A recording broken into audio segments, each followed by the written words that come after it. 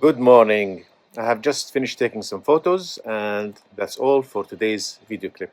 So let's go inside and start working on it. So, I use an external database. In this case, it's on an SSD, but it can be on any drive that you have. Just connect it to your computer. We are now ready to import the photographs to Lightroom.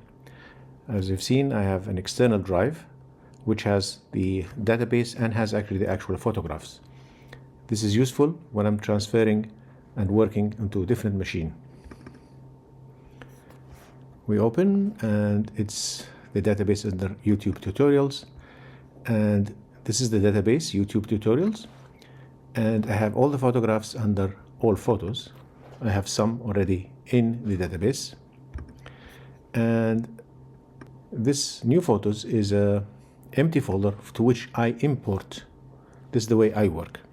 I import new photos, I work in new photos for a while, and then I'm happy to catalog them and leave everything there for archiving. I move it to all photos. So to start, I just click on the YouTube tutorial icon here. So these are the existing 7 photographs in this small database, which is just for this purpose of YouTube tutorial. And these were taken over different times. And in fact, if I have the map, I can show the GPS coordinates of where I recorded these different photographs. The new photos is empty. There's nothing in this folder. And now we will put the SD drive. It should automatically ask to import these photos. As you have seen, it has identified these photographs taken just this morning. I have the option here to copy as DNG, and this is for a specific reason. If I import in RAW in the proprietary format for this camera, this is CR2, any changes I do, anything I work on in Lightroom has to be recorded in a sidecar. It's a small XMP, that's the extension XMP, and I have to always make sure that I copy both together. If I change it into DNG, which is a RAW format, Lightroom would write directly into DNG, and I just have to worry about backing up this one photograph, which has all the edits on it. Now, in the upper right corner, I do build reviews one-to-one. For faster, you can take embedded and sidecar, and then you can work on it. I like to do one-to-one, copy as DNG, and here in the develop settings, I can use none or use whatever was on the camera, but I prefer to start with Adobe landscape and the lens corrections. So the location then is to new photos. Here on the right hand side is new photos, and that's where these photographs will be copied as DNG. So let's do that. At this moment I have not inputted any keywords, but we'll come to that later. So this should be in real time, and the card has been ejected, and now it's safe to take to the camera, format, do whatever you want. You can see now it's converting to DNG.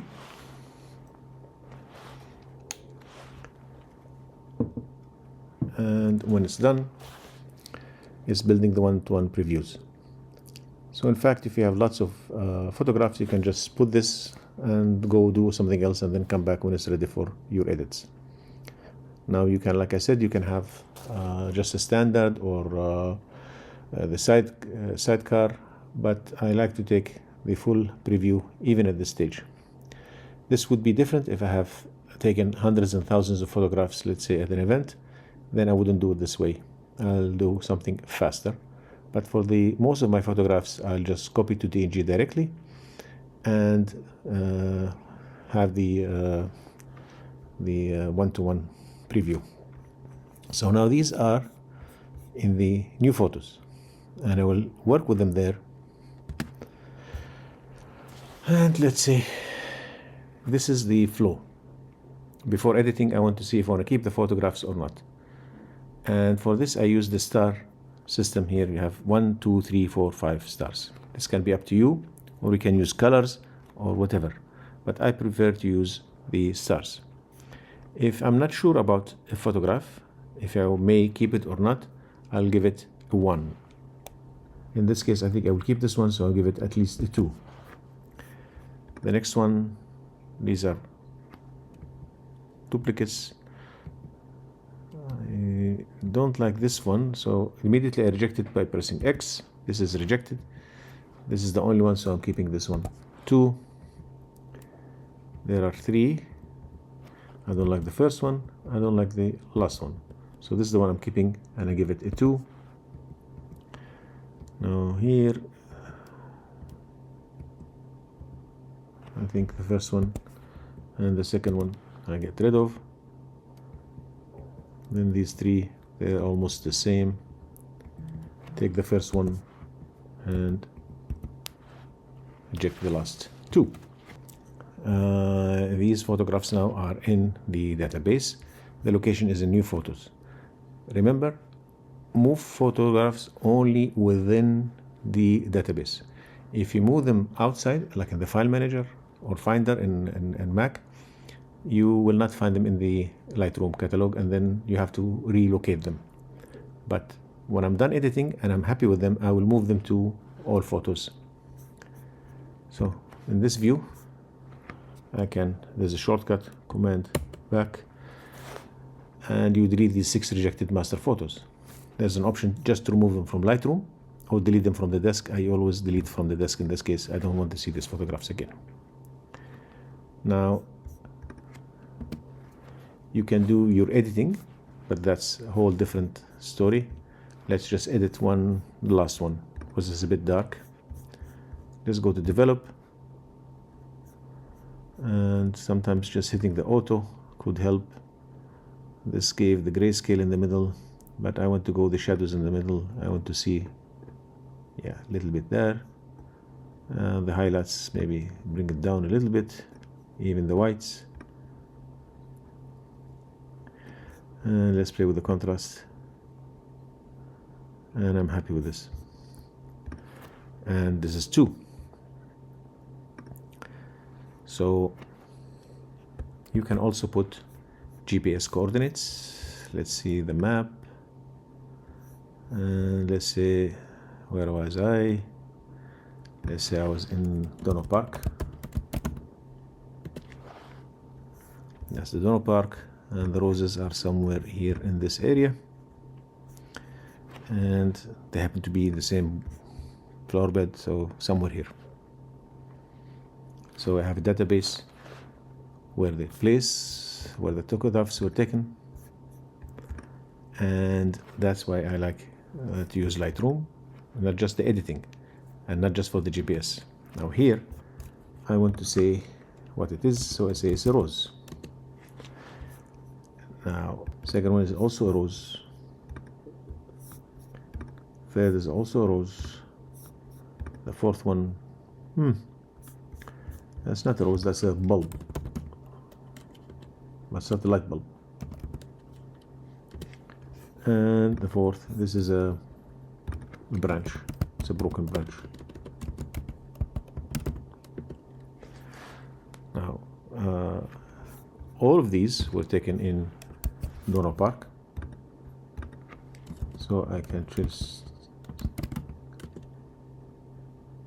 and they were all taken in Vienna, and that's Vienna. You can also say Austria.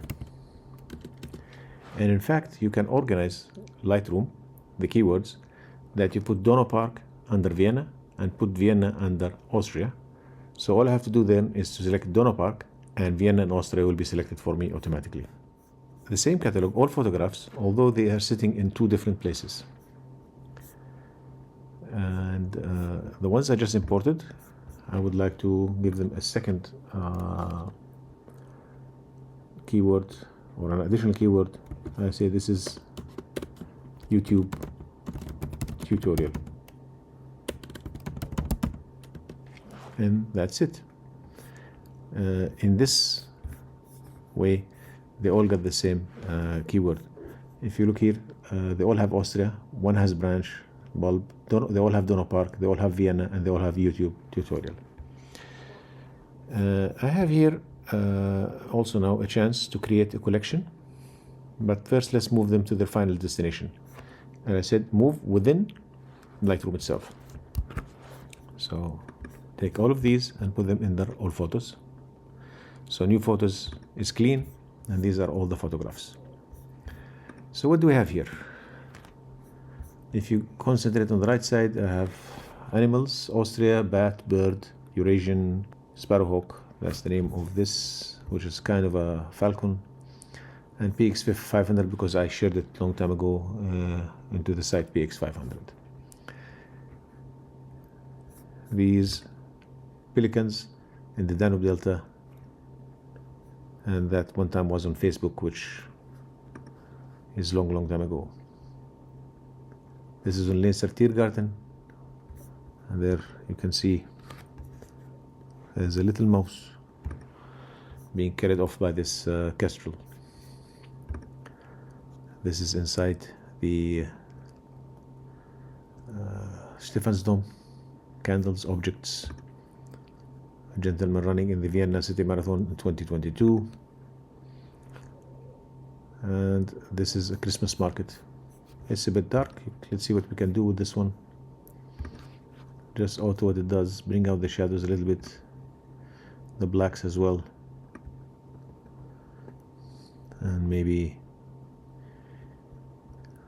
the white balance is good, but I can play with it also, give it a warmer feeling.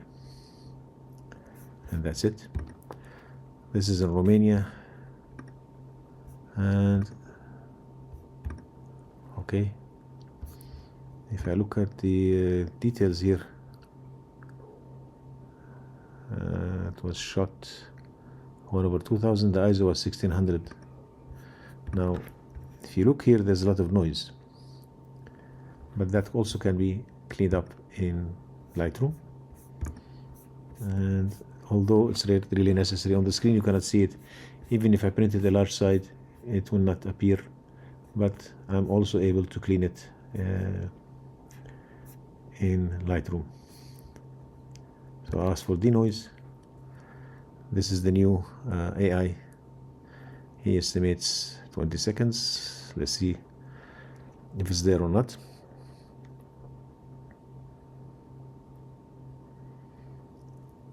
Has a good estimate, I don't know. So there are lots of software that you can use for editing raw images. Many are free. In fact, the manufacturers of cameras, they have one. They all have one. I personally like Lightroom for a number of reasons: the speed, the accuracy, the color profiles, the updates they do. Unfortunately, it's a subscription only, but if you have an old version and it still works, that's good for you. But it's a reasonable subscription for the time being, although the plans are different depending what you want also included. I'm on the photographer's plan, which also gives me Photoshop. Now I used to go a couple of times a year to use Photoshop. I mean, it's included, it's free, but with improvements in Lightroom, I see that I'm going less and less. So the AI did a great job in cleaning this image, although it was fairly clean to start with. And that's it. That's it. These are the ones which we just imported. And this is not a tutorial about Lightroom. It's just how I use Lightroom and why I use it this way. Now, the 5 we just imported this morning, I would like them in a collection. Now, you can create a new collection, give it a name, and include these selected photos. This is YouTube tutorial. So I know that I've used them for this purpose. And you see this YouTube tutorial here. However, under Smart Collections, you can build also things by logic. So not related, if I edit it, it basically says put anything here that has a rating of 0. Of course, there is nothing here which is not 0. But let's take this one which was 3 and give it a 0. And you see the not rated is already populated with this one. So I give it a 3. Now, I did mention earlier, I use 1 for something which I could delete later. If I don't want it immediately, I reject it X and get rid of it. If I give it 1, I want to consider it. Keep it or not keep it. Once I decide to keep it, I give it a 2. If I don't want it, I delete it. 3 means something I like. This means something I like. 4 is something I really like or I want to print out and share somewhere. And then for me, 5, that's a very special photograph. It's something that I want to share with myself only. So if I give a photograph 5, it means it's something very special to me and only to me. Now, you can use whatever you want. You can also give colors. You said 1, 2, 3, 4, 5. If you give 6, becomes red. 7 becomes yellow. 8 becomes green. 9 is blue. Okay. So you can also rate things by colors. I don't specifically like colors, so I just get rid of it. You get rid of it by pushing 9 again and 8 again and 7 again and 6 again. I prefer stars, but you can also have your own logic. So this one without keywords is also for me to alert me, edit smart collection. Basically, if their keywords are empty, it will populate here under smart collections. So let's go to all the photographs and the one here, which at Austria branch Dora Park. Let's say all of that I took away. And done. Now, without keywords, is already populated. This alerts me that something is here without keywords. Let's put it again. And nothing in that smart collection. Austria branch, Dora Park, Vienna, Vienna Tube, and tutorial. So if I expand Austria, I see now Vienna, and I have first district, second district, and lesser Tiergarten. So Donau Park was not, so let me bring Donau Park in Vienna. In fact, I can create a new keyword, 22nd district. So let's say here, I want to have it 22nd district.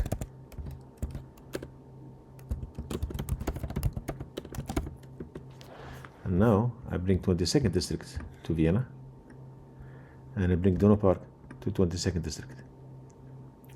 So let's say I come here. Now this was in Romania, so it doesn't make sense. But let's say I just cite Donau Park.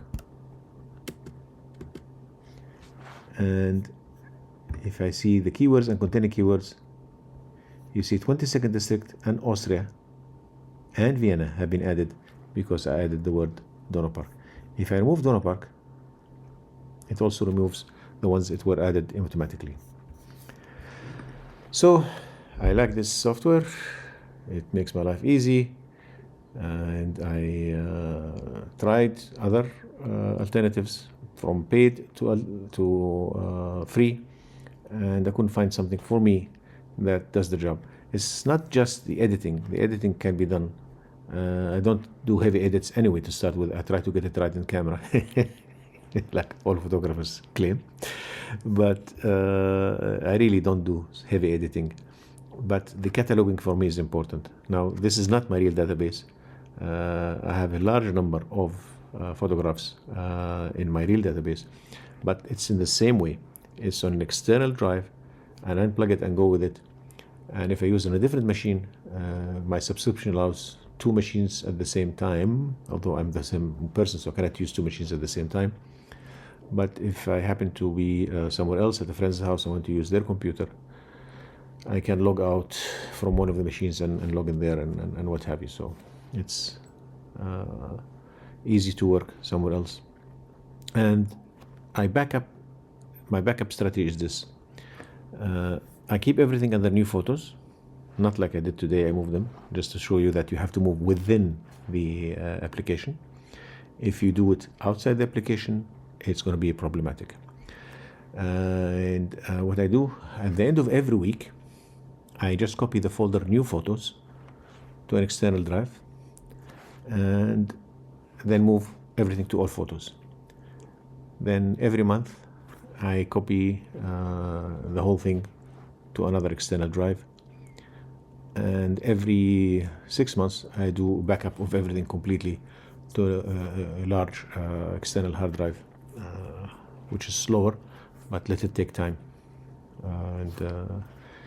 Then if any of these crash, I know I can go back to a specific date and recover all the photographs I had. The database, if it gets corrupted, Lightroom could fix it for you, but you also need the original photographs, and then just make backups of that one weekly, monthly, every 6 months, a major backup. And a special shout out to my friend Jean-Francois, who wanted me to show him how I use the Lightroom. Since we might never have the time to go through this exercise together, I'm either traveling or he's traveling, or we're busy doing other more important things. Please watch this video, and thank you very much.